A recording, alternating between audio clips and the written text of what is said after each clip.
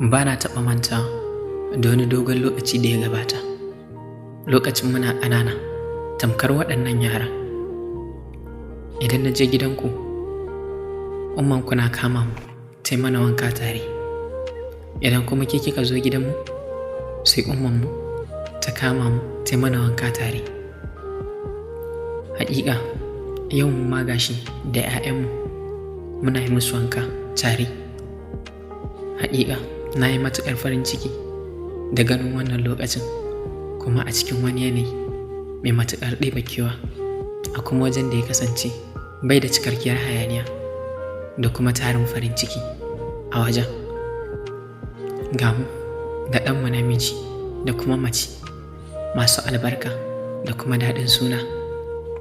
Haƙiƙa, na yi matuƙar farin ciki da riska wannan lokacin masoyiyata. Ina son ki, ina son ki, ina son ki.